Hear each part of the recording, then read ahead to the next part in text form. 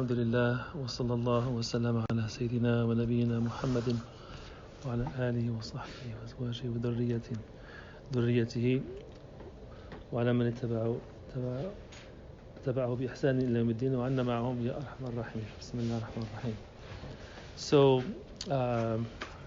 we said that we were going to move on to the fiqh, a little bit of the fiqh, and then go back to Ihya al-Din. But since this chapter speaks about fiqh, I said let's just do the fiqh of what Imam al-Ghazali does, and use his manhaj, because it's the manhaj of the book that we're trying to study. I am not Shafi'i, so I don't know. So I'm going to read with you and understand what he's saying, but I will cover the Maliki position, which is easier for me, and you will see, inshallah. Alhamdulillah, fiqh is very easy, very simple, inshallah. So this is the book called كتاب أسرار الطهارة وهو كتاب الثالث من ربع العبادات. وهو الكتاب الثالث من ربع العبادات. So we're doing, remember, 4 parts: ربع العبادات, ربع العادات, مهلكات والمنجيات. So this is the first part, ربع العبادات, and we've started with العلم, and now we are moving on to العلم. Is subhanallah, it's more than 150 pages.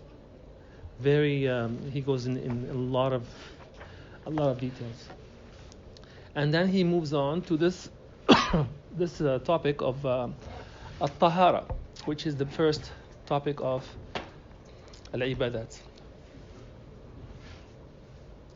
And he says, Alhamdulillah alladhi talattafa. The beautiful introduction, like usual. Every chapter starts with a beautiful introduction by him.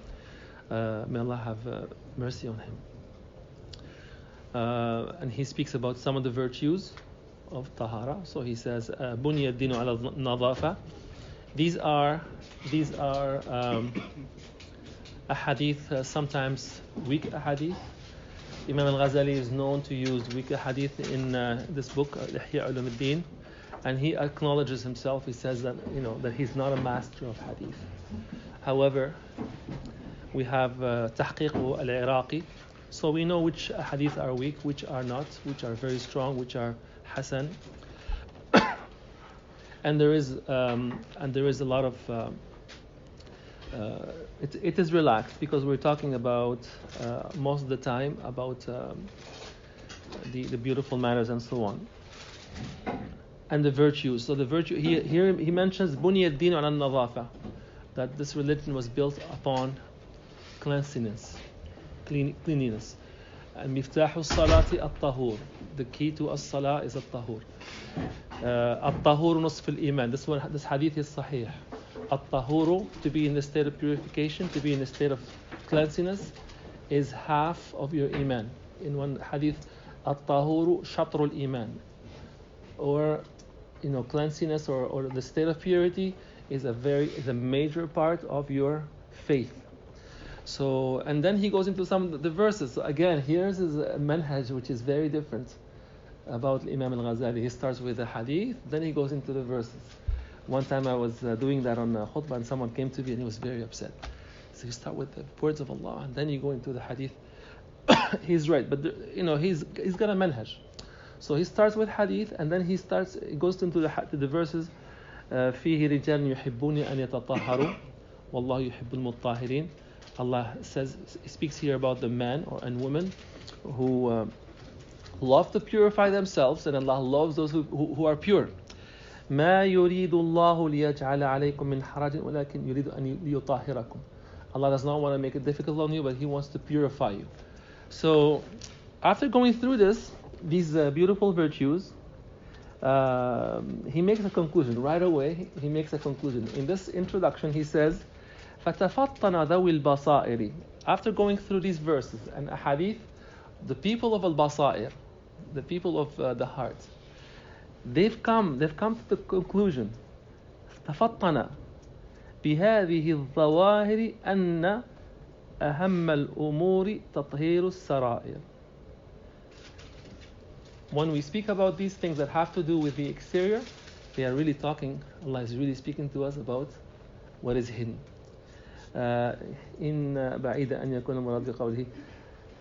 Because it's impossible that Allah speaks about, or the Prophet tells us about, when we speak about the Prophet, we speak of him of the Sharia, the one who is the initiator of the Sharia. So the Sharia, when we say Sharia, is both the Quran and the Sunnah, Allah and His Prophet. So it's impossible that at-tahur nisful iman, that purification is half of the iman, that it's only this part. It's got to be something else, got to be something deeper. And because of that, he wants us to look, he breaks it down for us. So he tells us, at-taharatu laha maratibun. So purification is not just this, the physical part or the external part, but it's got 4 levels. The first one is what we're talking about here, the physical part. تطهير الظاهر عن الأحداث وعن الأخباث والفضلات. So to purify the external, not just our limbs, but whatever is external from al-ahdath wal-akhbath wal-fadalat, and this is how the fuqaha break up this is what we do, and we try to avoid it, but this is the exact same breakdown with the Shafi'i. So taharatul hadath is what you need to do to purify from like going to the washroom, one sleeps with his spouse and so on. Taharatul khabath is the actual najasat to be removed from where you are praying, from your clothing and so on. Wa taharatul fadalat, here he speaks very specifically about the excrements of the animals, al-fadalat. The second level, tathhirul jawarihi anil jara'imi wal atham. The second level is to purify these limbs, al-jawarih, everything that has to do with our body, from any form of crime or injustice or wrongdoings, undesirable doings. So hurting anyone, slapping anybody, stealing. So it's physical, something that you do with even your eyes, your hair, whatever, anything that you do with your limbs. And the and the third level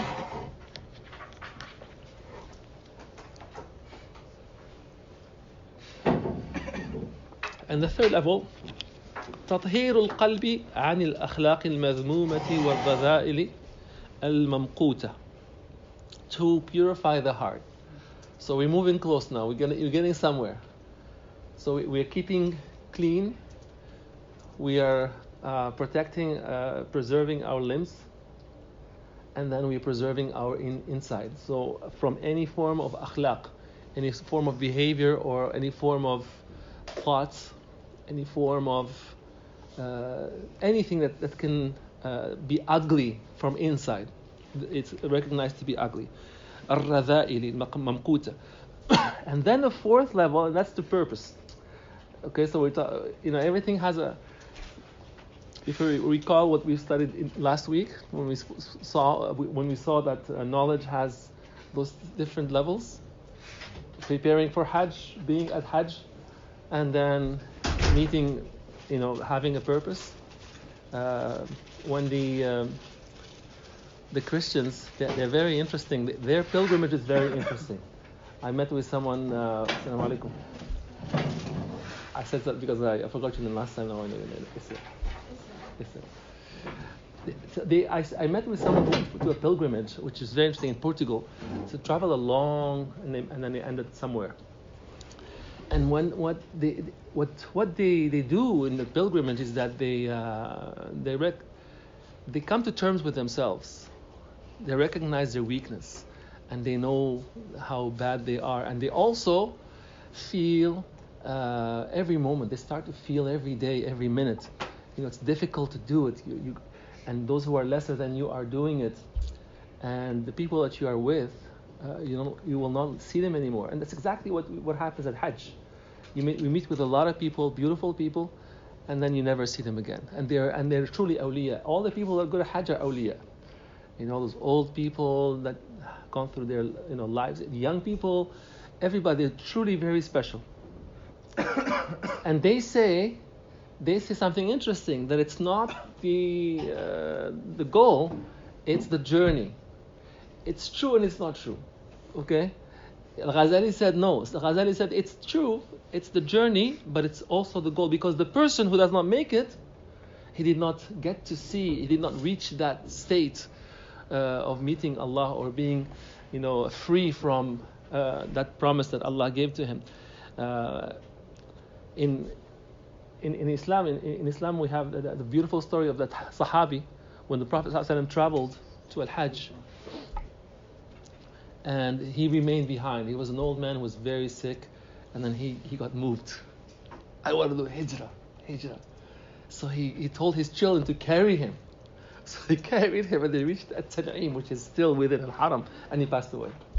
And Allah revealed the verse, وَمَنْ يُهَاجِرْ فِي سَبِيلِ اللَّهِ يجد في الأرض مراغما كثيرا وسعة ومن يخرج من بيته مهاجرا إلى الله ورسوله ثم يدركه الموت فقد وقع أجره على الله. He has gotten, he did reach that. There's an objective. Objective is to have the rewards. The objective is to meet Allah. The objective is to reach that state that we are struggling for. We want to get there. So why I'm saying that? It's because we have this fourth level of tahara. So everything is a journey. It's beautiful to do your wudu, to be in the state of wudu, but it's also beautiful to reach that level where you have not just purified your heart, but you have, what does it say? Okay, تطهير القلب عن الأخلاق. That's the third. تطهير السر عما سوى الله. You have come to a state now that you have purified your needs, except to be with Allah. So you have problems with whatever, your job, your school, your spouse, your children, your country, your leader. No big deal. It's there. I'm dealing with it, but it's not preoccupying me. I'm with Allah. So your sir, your inside, outside, it seems that you're dealing with it. Like Eliezer. Eliezer are Sumayya, what's his name? Her Sumayya, the woman who passed away, she got killed. She's the first martyr in Islam. But inside, she was with Allah. Bilal, he didn't care. He was being tortured, but he was with Allah. Abu Bakr, Sayyidina Nabi sallallahu alayhi wa sallam, he went to Al-Isra, he came back and he was still with Allah. It was his Mi'raj was every day. After that, his Mi'raj was every second. So that's the state, the objective in our tathhir, tahara. So تطهير السر عما سوى الله وهي طهارة الأنبياء والصالحين. And this is the form of purification that the Anbiya have attained. Of the Anbiya صلوات الله عليهم والصديقين والطهارة في كل رتبة نصف العمل الذي فيها. I don't know what that means. فإن الغاية القصوى في عمل السر أن ينكشف له جلال الله تعالى. So all of these exercises of tahara is to attain that level, the next level. Every time you want to reach to a higher level. So he says here,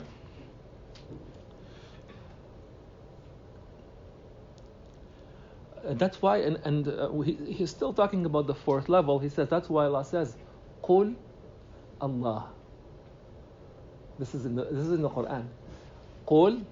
So if you just say Allah, ثم ذرهم في خوضهم يلعبون, and then let them, in whatever they do, let them do it. Just let them keep. They can do whatever they want. I say Allah, I'm with Allah, and this is in the Quran. قل الله ثم ذرهم في خوضهم يلعبون. And also because the true heart, all of us cannot have two hearts in one chest, as in the verse in the Quran, ما جعل الله لرجل في قلبين في جوفه. Okay. So what does he say after that?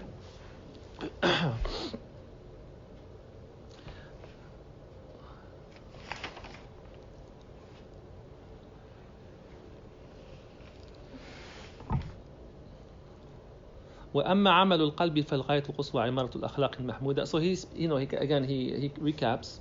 He tells us about all those levels. ولن يتصف بها ما لم ينظف عن نقائصها من العقد فاسدة and so on. So he explains the one about the heart is not just the ugly behaviors, but also the aqidah. The tahara of the qalb is also to understand Allah, to know who He is, And how do we do that? Is by understanding Him. As you know, the hadith, لِلَّهِ الْأَسْمَاءُ الْحُسْنَى فَادْعُوهُ بِهَا. That's in the Quran, or is the hadith? وَلِلَّهِ الْأَسْمَاءُ الْحُسْنَى فَادْعُوهُ بِهَا. It's Quran. Allah, the Prophet also says, sallallahu alaihi wasallam, إن لله 99 اسما 100 إلا واحدة من أحصاها دخل الجنة. To Allah are 99 names, 100 less than one, and whoever reflects on them and contemplates them and understand their implications, you know about Allah, then he will enter Jannah. So all of those, that's the third level.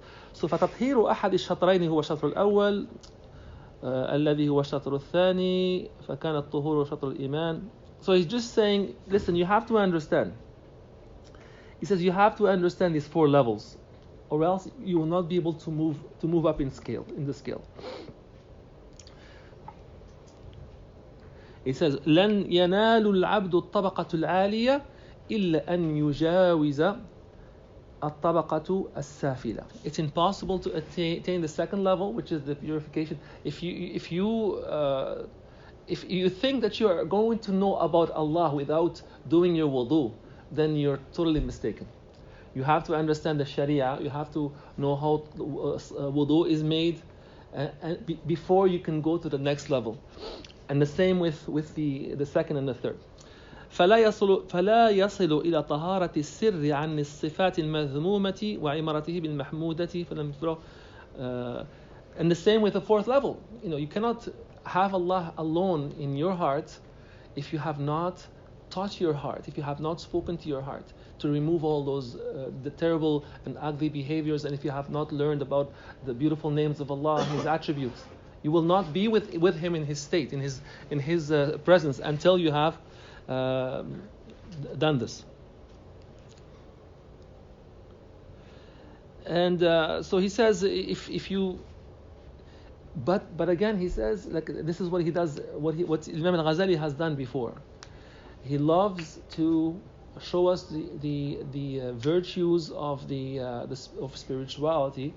And he also cautions us, even though he's a faqih, don't forget where he comes from. He's the greatest faqih of his time. He's the mujaddid of the science of usul and so on.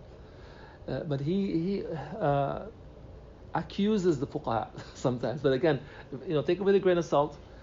He says, be careful. Don't get stuck in that level, because that's just the skin. Okay, that's just the skin. What's deep, what's inside, that's the core, and that's the depth of your religion. This is important. Your skin is very important, but don't be stuck there. You have to learn more about the core. And the problem with those who are stuck with the skin, they sometimes become sick with al-waswasa. So if you think, okay, well, I have three times, have I done 3 or 2, and then you keep thinking about those things, and it gets you sick. There is like a modern term for that, I guess. Okay. وَجَهَلَةُ بِسِيرَةِ الْأَوَّلِينَ. And the reason why we are stuck with not knowing these 4 levels is because we have not studied the life of the early Muslims, the Salaf al-Salih, Siratul Awwalin. Most of the early scholars, the 3rd, the 4th, the 5th, 6th, 7th century, all of them, they all have a compilation of the early Muslims. In fact, the Tabi'een and the other generations that follow, Al-Imam al-Dhahabi, Imam Ibn Kathir, Ibn Khalikan, Fariduddin al-Attar. Fariduddin al-Attar has a book called Tadhkiratul al-Awliya. In this book, he speaks about all the awliya from the Sahaba till his times. And he's one of the great scholars of the 5th century. So, and there's a beautiful saying. It says, you may be arif billah like Faruddin al-Attar, and you may be as intelligent and knowledgeable as al-Ghazali, and you could be whatever you want. But if you don't have al-inna, if you haven't spent at least one moment weeping and showing your pain to Allah, then you are nothing. Showing that pain to Allah in the last third of the night, then you have reached nothing. All of this is nothing. You could be as intelligent as Ghazali, you could be as Arif Billah, as Farid al-Attar, as you could be whatever you want. All the big names and certifications, it's nothing. If you don't spend that moment alone with Allah, crying and complaining about your pains and asking Allah. And these are the people, these early generations. We have not studied them. If we studied them, especially the Sahaba, especially the Tabi'een, in the context of Tahara, then we will know that they were not obsessed with At-Tahara. They were not obsessed with the details of At-Tahara. They knew about it, they knew the details of it, they performed it perfectly because At-Tahara is something very forgiving, very easy. Are we clear so far?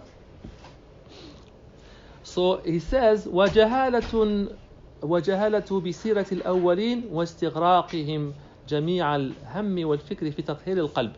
All that they were concerned about is the tathir of the heart. They were more important, they were more obsessed. If you were obsessed with anything, if you're allowed to be obsessed, is the obsession of the heart. وَتَسَاهُلِهِمْ فِي أَمْرِ الظَّاهِرِ, and to be easy and forgiving and in the affairs of the external, in the external affairs.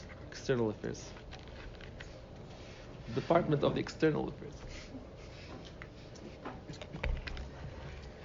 Which shows you that you have to be easy in the department of the external affairs.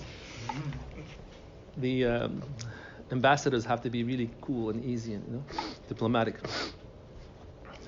So, وَلَقَدْ كَانُوا يُصَلُّونَ عَلَى الْأَرْضِ فِي الْمَسَاجِدِ. He spends quite a few pages talking about how they were easy with those things. So how were they easy? كانوا يصلون على الأرض في المساجد ويمشون حفاة في الطوارق. They were praying bare feet and with their shoes. He says here, bare feet. They were walking bare feet in the street, and they were praying in the mosque. How is that? If you walk with your shoes in the mosque today, you would dirty the carpets, right? And that would say that it's najis. I remember going to one of the masajid one time, and there were no shoes, no slippers. So I went into the washroom. Excuse me, guys. I urinated while standing. Okay, inside the washroom. It's okay. We have to speak about these things. And I went out, and this brother made me remove my socks. And I didn't want to give him my excuse why I did that, because I was going with the khatib. So I wanted him to be at peace and relaxed. So I removed my socks and I made my wudu from scratch with my feet. But the companions walked in the street on those impurities and then straight into the masjid, and some of them walked with their shoes in the streets and then into the masjid. And how do we know? It's in the hadith. Rasulullah ﷺ was praying and leading salah, and he removed his shoe. Right? Remember that hadith? And the companions behind him removed their shoes. And he told them, why did you remove your shoes? Jibreel came to me and told me that there is a qadara. I had one. But in the fiqh, if you are going into the masjid with your shoes, all that you do is this. That's it. You don't make sure that you cannot remove everything. When you're walking in the masjid with your shoes, that's how easy it was. The companions, this was the tahara of the companions. Kunna na'kulu, and then he said, and then there's, okay, he gets into some other stuff to show you how easy these companions and the tabi'in were with the affairs of tahara. But some of it was contextual to their own times. We'll see where that is. So it says, حتى أنهم ما كانوا يغسلون اليد من الدسمات والأطعمة. When they ate their the barbecue, that's it. They don't go to wash it with soap.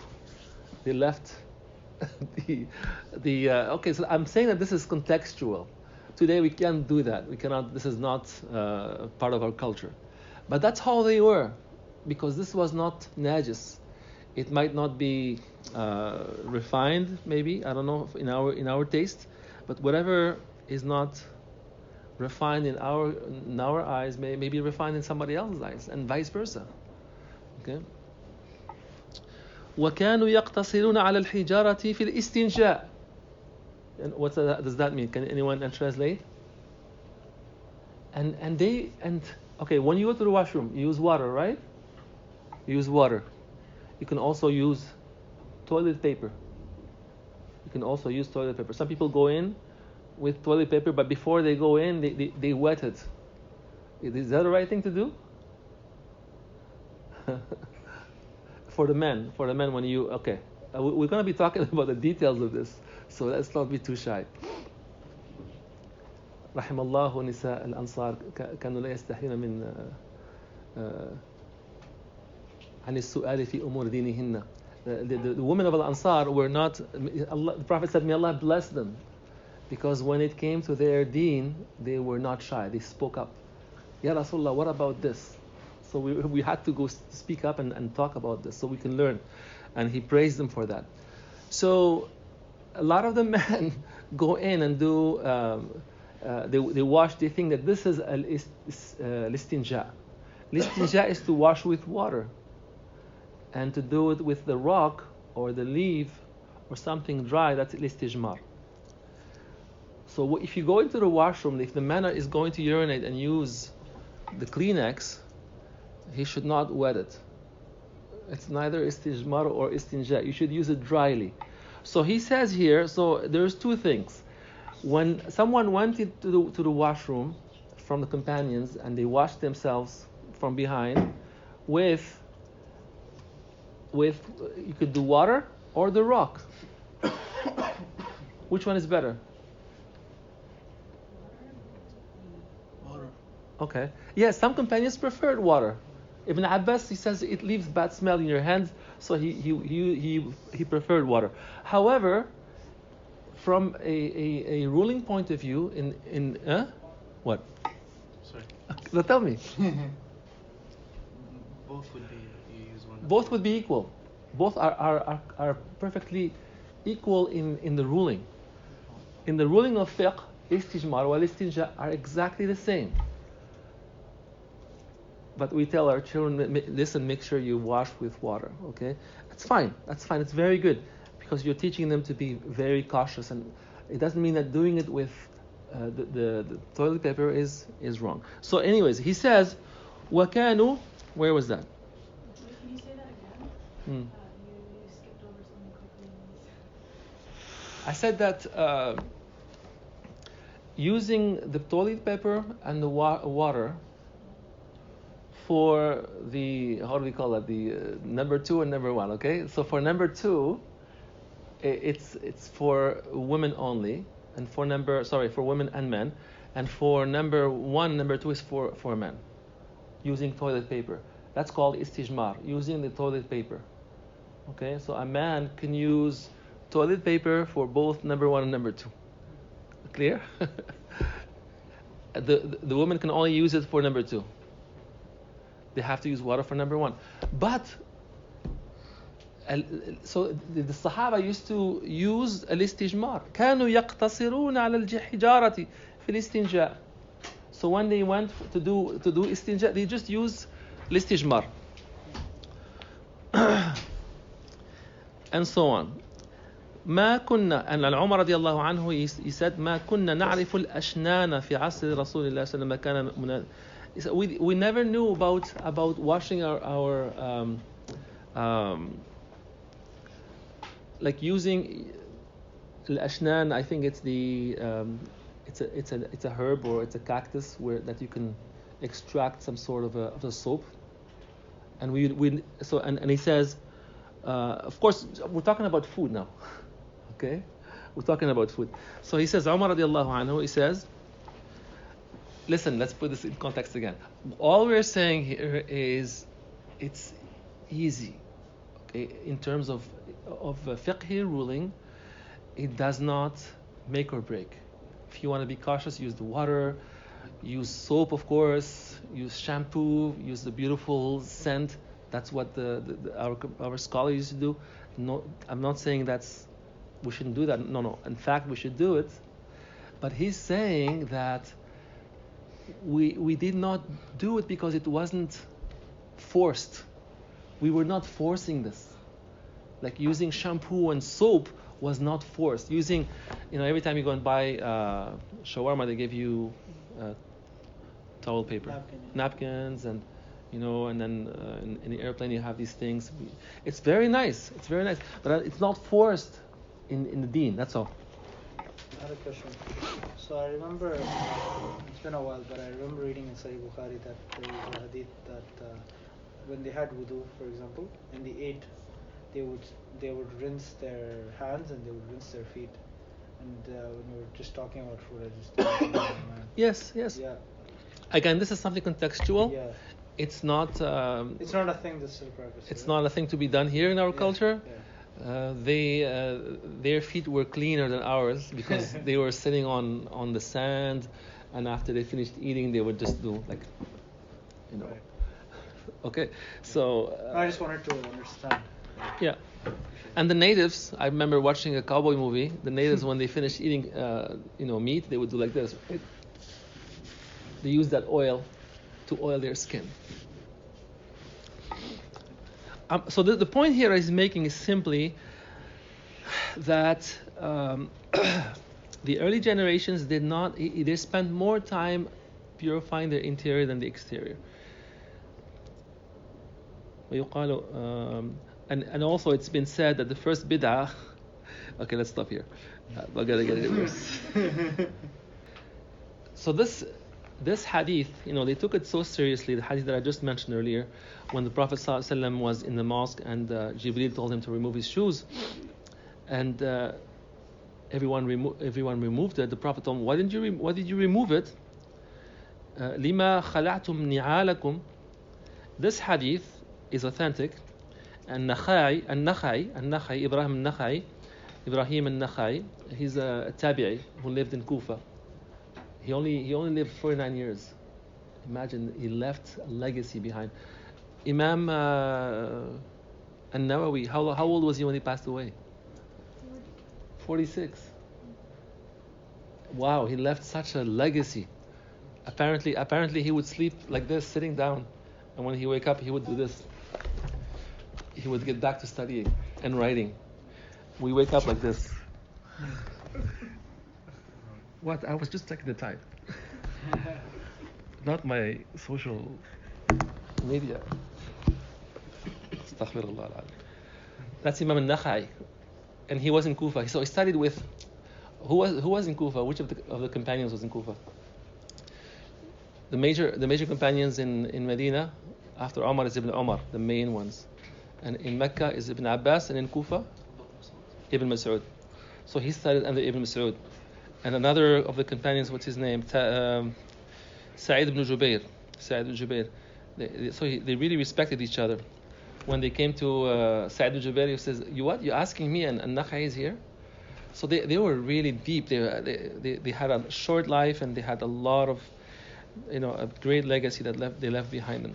So Nakhai, he says, reading this hadith, he said, "I wish for those who left their shoes behind, that someone who is in need would take it away from them." Because he encouraged people to pray with their shoes in the mosque. Why? Why are we speaking about this? Because they walk from outside with the street, which is filled with whatever it may be, dogs maybe, dog excrement and so forth. But they walk right into the masjid, because the Prophet ﷺ taught us just to remove it this way. Okay? So he keeps going on and show, yeah. Would they remove their shoes, clean them outside, and put them back on? Yes. In fact, to show you the ignorance of our knowledge of fiqh, in one Sahabi, one Maliki scholar, I think in Spain, He said we were so ignorant about this, or the people were so ignorant that they beat up someone who went into the masjid with the shoes on. This is the sunnah. If you see someone do that, leave him alone. So Islam is easy. You see someone going to the masjid with their pants down to their thing, you leave him alone. It's wrong. I'm just saying that it's better to focus on something else. We have greater issues.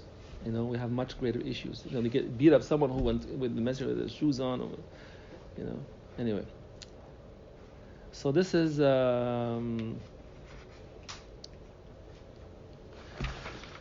I guess this is good. We're done with that. I think I made my point here, right? It's clear. And then we move on to the next qism, which is the actual. The first part of studying tahara is to speak about what we've just said earlier. The qism al-awwal. What was the qism al-awwal? Yes, tahara al-hadath wal-khabath wal-fadalat. Okay. So let's see what Imam al-Ghazali speaks about here, because he says we are going to focus on just al-zahir. لأن في الشطر الأول في الكتاب لا نتعرض قصدا إلا للظواهر. So this entire book, which is al-ibadat, we're not going to talk about here. Even though we're speaking about the asrar, the secrets and the mysteries of these ibadah, they have a lot of beautiful things that can enlighten us. We are going to focus on the fiqh, the things that we do outwardly. So it says here, وهي النجاسة والأعيان ثلاثة وهي النجاسة والأعيان ثلاثة. Okay, the elements that are najis, جمادات وحيوانات وأجزاء حيوانات. The idle objects, what was that called, Nuh? Idle objects or inanimate objects. If there are that is najis, the animals. أما الجمادات فطاهرة كلها إلا الخمر. As for the inanimate objects, the objects, everything is tahir. So by default, everything is tahir. The rock, the wood, the trees, you name it, they're all tahir except for alcohol, al-khamr. So here we agree with the Malikis. Okay, we're good. وكل منتبذ مسكر, and everything which ferments. Okay. Any water that's mixed with either a fruit or vegetable that ferments, that becomes najis. والحيوانات طاهرة كلها, and all the animals, alaykum salam, and all the animals are pure, except. Why are you smiling? Who? I can't read lips without my glasses. Go ahead. Dogs. Dogs. Okay, good. Yeah. Dogs. Exactly. Dogs and who else? Pigs. And pigs. According to the Shafi'i. Ahmed is looking at me. What about the Malikis? It's not najis. Not najis. The dogs, not najis. And the dog? Not the pig. The dog is not najis. And the pig? Is he? Is it najis or not? The pig is In the Maliki? Allah. This is going to be a big shift. This is going to be a big thing for me. As-salamu alaykum. Because you said that everything is tahara except for khamr. That's for the inanimate objects. But now we're talking about the animals. Okay. So all you came right on time, because we're talking about the animals.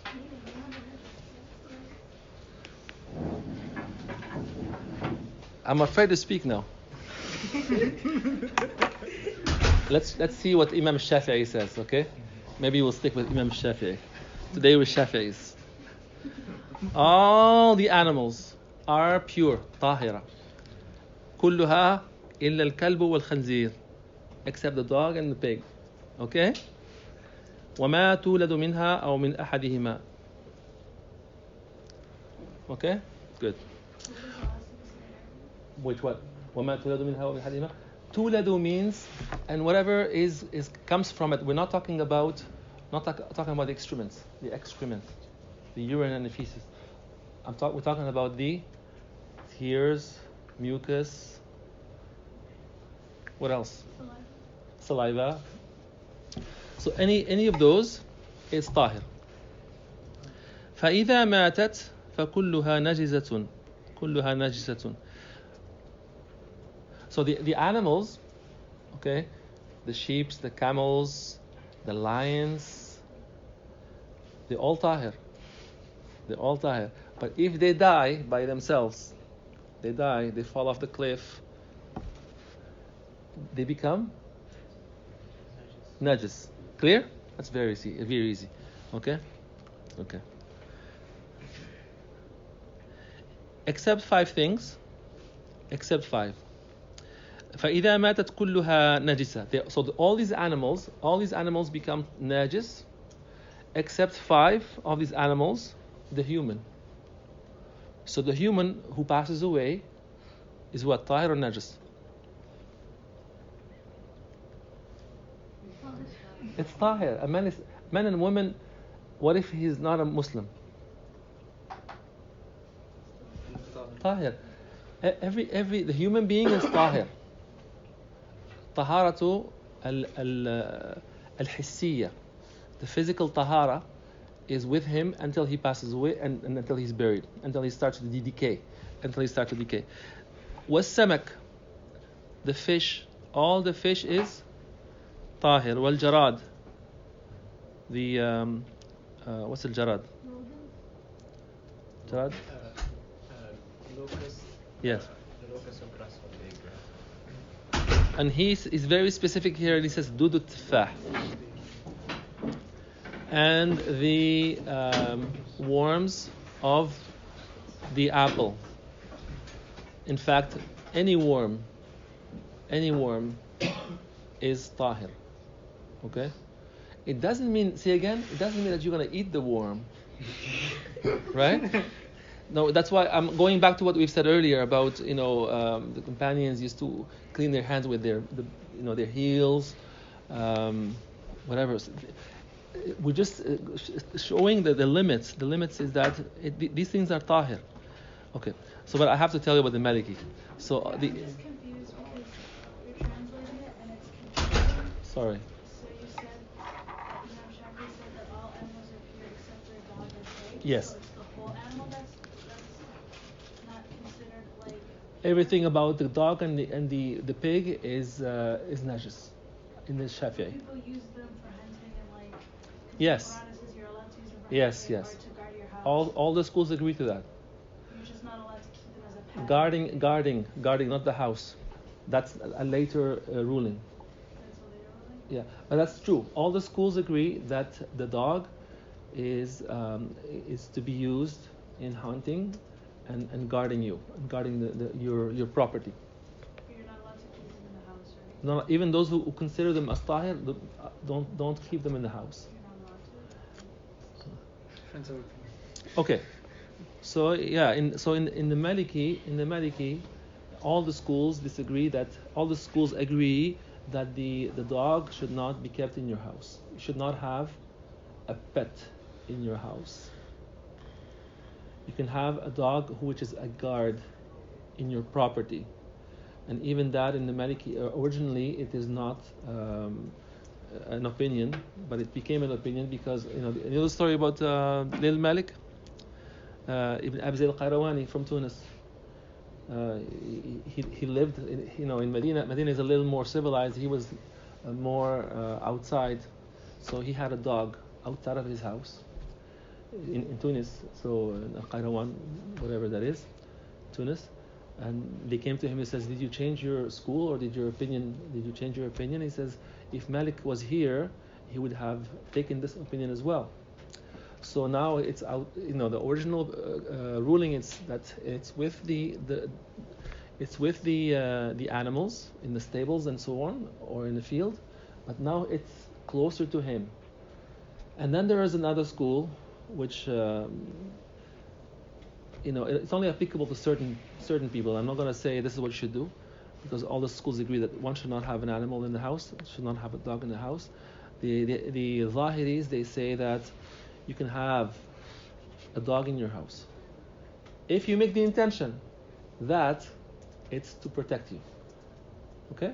So even if it's a small dog that it's not very powerful, but you made the intention, when he screams, when he makes noises, it's a deterrent. And the reason for that is that when they eat your food, their excrement becomes tahir. Okay? So even the dog, when he eats, and now this is totally not Shafi'i, okay? Because he believes that all the excrements, we're speaking about fadalat, so taharatul ahdath wal khabath and fadalat. So fadalat is the excrements, the urine. In the Shafi'i school, anything from the animals is najis. Okay. Since we're speaking about this, let's talk about the Maliki. So in the Maliki, all the animals, so absolutely every animal, including the dog and the pig, is tahir. Even the dog and the pig, their tears, their saliva is tahir. Okay. This is what is meant by يتولد. As long as it doesn't have somewhere where it lives in its body. Someone becomes emotional, they cry, right? So it doesn't have a special gland where it resides. So, and the same with the saliva, it doesn't reside anywhere until you have mucus accumulating. And every animal that we eat, that we can sacrifice and eat, like the sheep, the camel, the cow, their excrements is tahir. Their urine is tahir, and their feces is tahir. Okay? Is that okay? It's in Maliki. Shafi'i does not like that. Even the bird, for the Shafi'i, even the bird, the waste of the bird is not tahir. The Ahnaf agree with the Malikis about the birds. Okay. What about the feces of the chicken? By definition, it's tahir, right? But they live in a stables where they eat those wastes. So usually their waste is not tahir. So if you know that an animal eats waste, then its waste is najis. Okay. So this is what this is first two lines. So you mentioned another. Sorry, I interrupted you, but 5 certain animals that are dahir. I don't know if that was Shafi'i or Maliki. That here. Okay, so here the Shafi'i says, rahmatullah alayh, Imam al-Ghazali speaks about Imam al-Shafi'i. So he quotes Shafi'i. Imam al-Ghazali is a school by himself. But this is the beauty of these scholars. They're so humble. He could have called himself his own madhab, but he associates to the madhab of Imam Shafi'i, and he follows the Imam Shafi'i radiyallahu anhum jami'an. So he says that all these animals are tahir except the pork, the swine and the dog. And he also gives, and he says when they all die, any of these that die by themselves, they become najis, except 4 animals. That's where you're asking. The 4 animals are the 5 or something. okay. Illa khamsatun, 5. The human being, the fish, the what's that? Jarad. Yeah, the locust. The locust, the grasshoppers, whatever. So the insects, and the worms of the.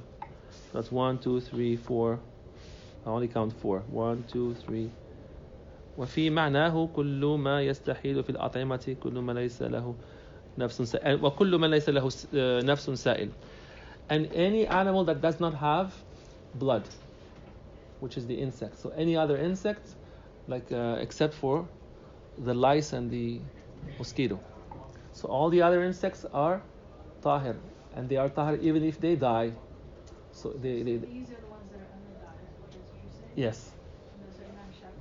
Yes. This is also the opinion of the other schools.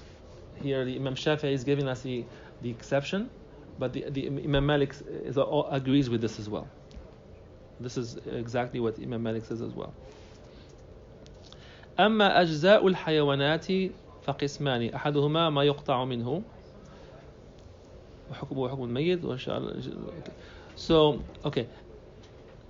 As for the al-ajza'u is the parts of the animal.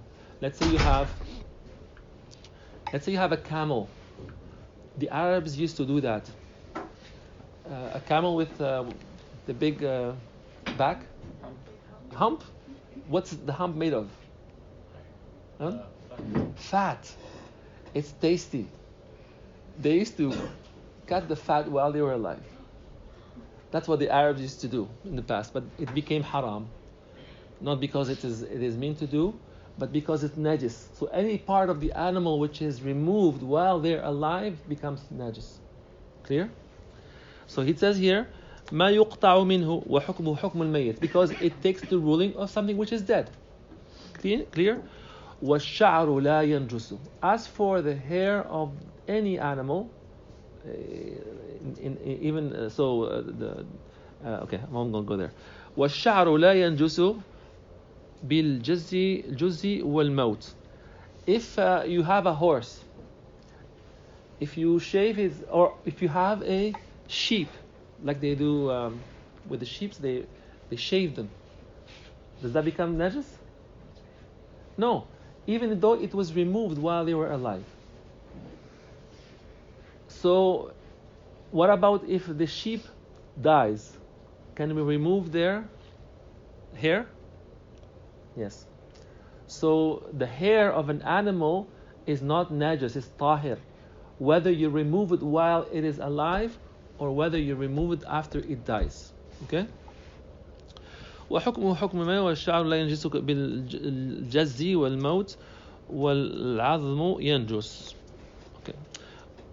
But anything that is, let me see first. Yes. What about the hide of an animal, like for leather? The Hide of an animal, like the skin of an animal. the skin To make leather out of it. to make leather after it dies. There's like 8 opinions. The Maliki and Mashhur, it is not acceptable. I'll just give you what is, just to make it easy. Okay, in the 8 schools, the Malikis agreed with them, except for it becomes difficult to accept the skin of the pig. And it's called, what is it called? I forget the Arabic word now. When you treat that leather. When you tan leather. Tanning, yeah.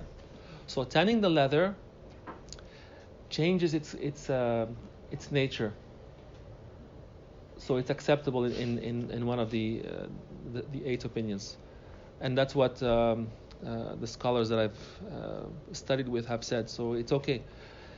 So you don't have to ask if it was. It's very difficult to go to a store and say, I want a leather jacket, and is this cow, and is this and that, as long as it's not pig. And even then, it's very difficult to find out. Very difficult. So what I do usually, some of the Shias I've seen, when they go to the mosque, they remove their belts and they remove their wallets. It's very interesting, and people make fun of that. No, that's their opinion. You let them do what they do. But the leather, this is so large. I mean, it's better to remove it. It may be pig. No. So that When you pray. for things that you're wearing, things like notebooks or bags. No, don't bother. Okay. Don't bother. Don't make it difficult. In fact, if you haven't asked when you bought the leather jacket, don't even ask. Just wear it and pray with it. I'm serious.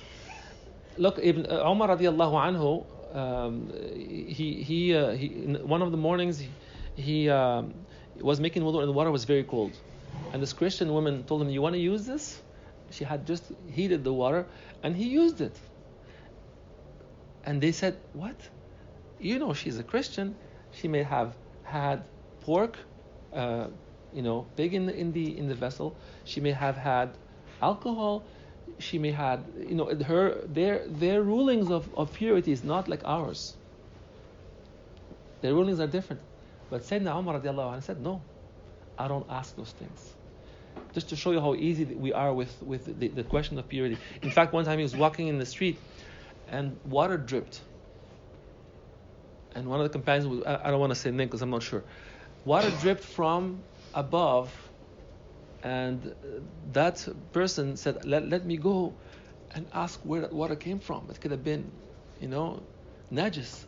He says, no, don't ask. This is very important. In tahara, this is very, very important. I'm not saying just go and buy any leathers. It's good to ask, it's good to be cautious, but since you bought a leather jacket, just, I think leave it, inshallah. Wallahu alam, Allahu alam. So, and I can give you, I've attended a lot of the sessions of fatwa from my teachers, and they're very interesting. There is a ruling before, during, and after. Okay? I'll give you a quick example. If you're healthy and strong and young, and you just finished doing your Arafat, and now you're going to do Tawaf al-Ifada, okay? And then you're in the Tawaf, and the person asks you, this person who's young and strong and healthy, do I need to have wudu? You better believe it. You have to have wudu for Tawaf. Let's get out of here. Let's do your wudu and come back. So this is before and during. What happens if this person has finished his tawaf without wudu, and now he's on the airplane going back home? It's a different ruling. Okay? Won't talk about the details of the rulings, but it's a different ruling because it came after. So وأما أجزاء الحيوانات فقسمان أحدهما ما يقطع منه جزء موت والثاني الرطوبات الخارج من باطنه فكل ما ليس مستحيل ولا له مقر فهو طاهر. So the things, the humid or the fluids or the waters that come out from the body of the animal, as long as it doesn't have a place where it resides, like this, the tears or the saliva, كالدمع والعرق, and the sweat, واللعاب والمخاط, okay, the saliva and the what's that called? Is it from the nose? When you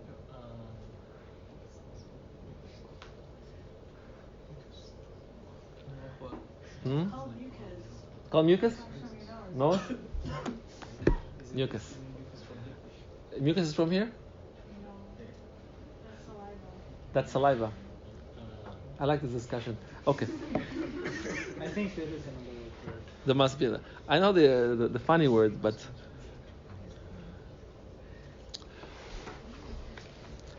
and then there are the other things that are coming out from the animal. They're still considered rutubat. They're just called fluids. وَمَلَهُ مَقَرٌ, and they have a place where they reside in the body, like a gland or whatever. فَنَجِسٌ, like what? Like al-mani, like sperm, or the things that come before the sperm. Wal-bayd, the egg. Oh, so he says that this is not najis. See, I don't know the Shafi'i school. I don't know what is the opinion of the Shafi'is with the sperm, but in the Maliki it's najis. Okay? In the Maliki, anything that comes from the private parts is najis. Wal qayh, I guess he's of that opinion as well. As I say, I recognize my ignorance about the Shafi'i school.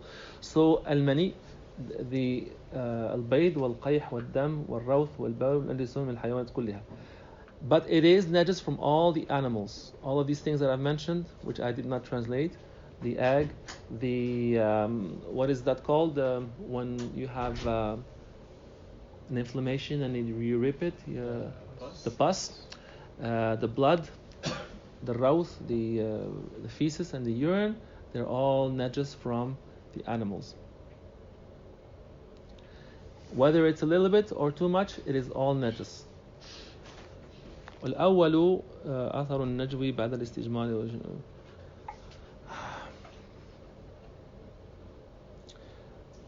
And here he speaks about the feces for the humans. It's not just. But what if you go to the washroom and use the toilet paper, and the toilet paper now you've removed the najasa should not be around the opening, the orifice. It should not be around. It should be in the orifice. So as long as it's not around it, it stays in the orifice, then it is okay. You cannot go beyond cleaning that. You understand? You know what I'm saying? That's what he's saying here. Ya Omar.